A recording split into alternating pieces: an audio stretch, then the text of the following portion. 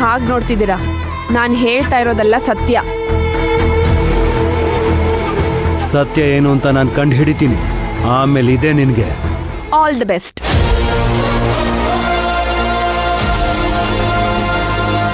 ಏನೋ ಇವಳು ಮಾತೆತ್ತಿದ್ರೆ ನಮ್ಗೆ ತಿರುಗಿಸಿ ಮಾತಾಡ್ತಾಳೆ. ಮಾತಾಡ್ಲಿ. ಆ ಮಾತನ್ನ ಹೇಗ್ ಬಂದ್ ಮಾಡ್ಬೇಕು ಅನ್ನೋದು ನನಗೆ ಚೆನ್ನಾಗಿ ಗೊತ್ತಿದೆ.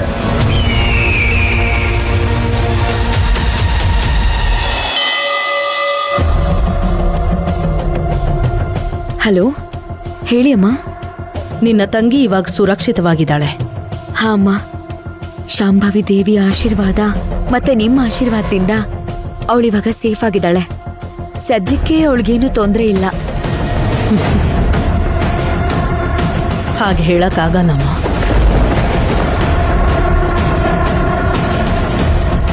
ಸುರಕ್ಷಿತವಾಗಿದ್ದಾಳೆ ಅಂತ ಯಾವಾಗ್ಲೂ ಅನ್ಕೊಳ್ಳೋ ಹಾಗಿಲ್ಲ. ಏನ್ ಹೇಳ್ತಿದ್ದೀರಾ ಅಮ್ಮ? ನಿಮ್ ಮನೇಲಿ ಒಂದು ಗೊಂಬೆ ಇತ್ತಲ್ಲ,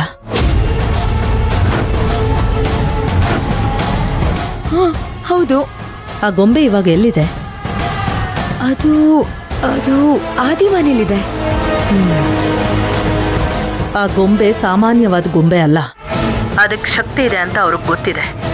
ಆ ಗೊಂಬೆನೇನಾದ್ರೂ ಬೆಂಕಿಗೆ ಹಾಕ್ಸುಟ್ರೆ ನಿನ್ ತಂಗಿ ಅಭಿರಾಮಿ ಪ್ರಾಣಕ್ಕೂ ಅವಳು ಹೊಟ್ಟೆಲ್ ಬೆಳಿತಿರೋ ಮಗು ಪ್ರಾಣಕ್ಕೂ ಅಪಾಯ ಕಟ್ಟಿಟ್ಟ ಬುದ್ಧಿ.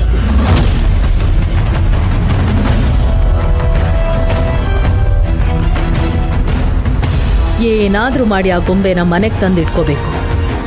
ಆಯ್ತಮ್ಮ, ತಗೊಂಡ್ ಬರ್ತೀನಿ. ಕೇಳಿದ್ರೆ ಕೊಡಲ್ಲ ಅವರು.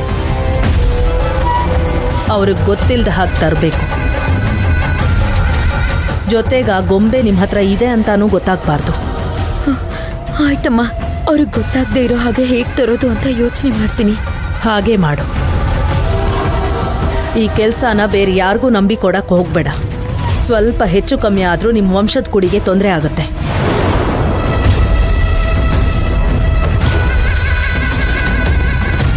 ಆಯ್ತಮ್ಮ, ಇದೆಷ್ಟು ಸೀರಿಯಸ್ ವಿಷಯ ಅಂತ ಗೊತ್ತಾಯ್ತು.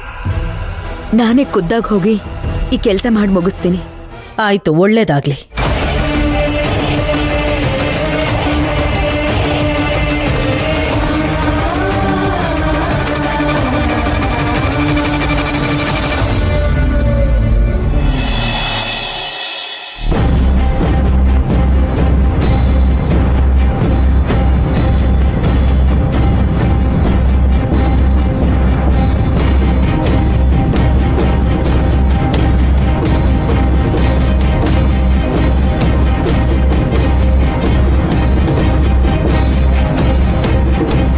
ಮೇಡಮ್ ಬಂದ್ರು ಅನ್ಸುತ್ತೆ.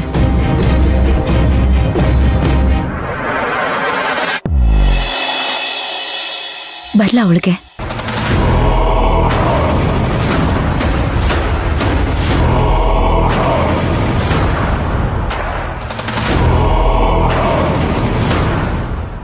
ಎಲ್ಲರೂ ಮಲಗಿದ್ದಾರೆ ತಾನೆ?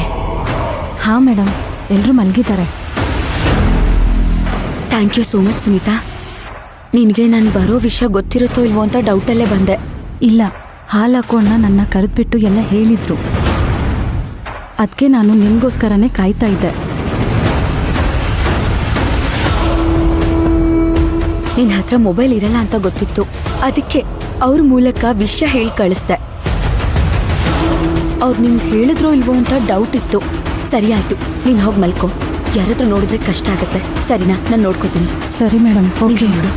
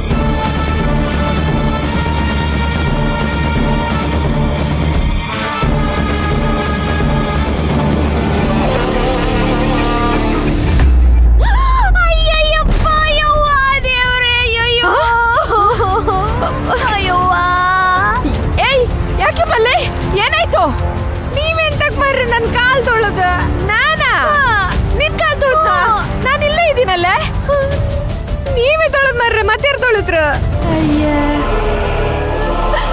ಅಮ್ಮರೇ ಆ ದೆವ್ವ ಇಷ್ಟು ದಿನ ರೆಸ್ಟ್ ತಗೊಂಡು ಈಗ ಮತ್ತೆ ಬಂದಿದ್ದೇನು. ಅಯ್ಯೋ ಮಲ್ಕೊಳ ಸಮಯ.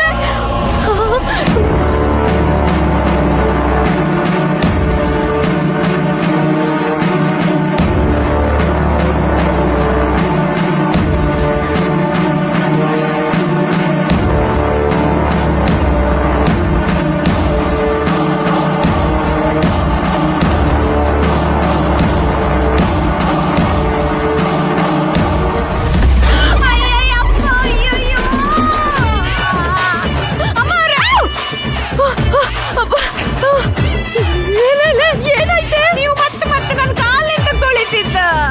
ನಾನ್ ತುಳಿದಿಲ್ಲ ಕಣೆ. ಅಮ್ಮೋರೆ ನೀವೇ ತೊಳೆದ್ ನಂಗೆ ಗೊತ್ತಿತ್ತು. ನಾನು ಮೇಲ್ ಬಂದ್ ಮನ್ಗಮ್ದ ಬಂದ್ಬಿಟ್ ಸಾಯಿ.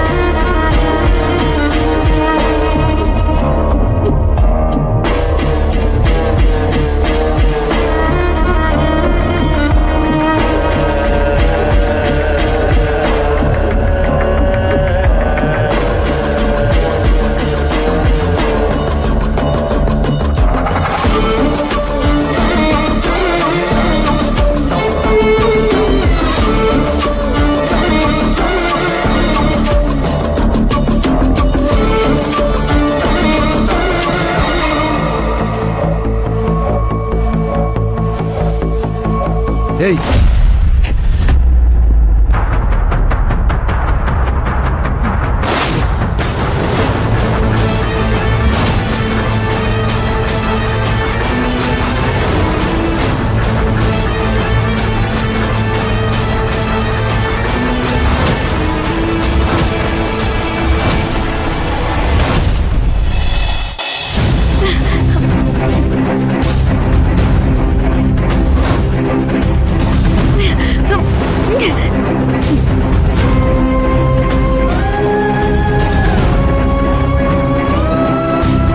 ಅಮ್ಮ ಅಮ್ಮ ಅಮ್ಮ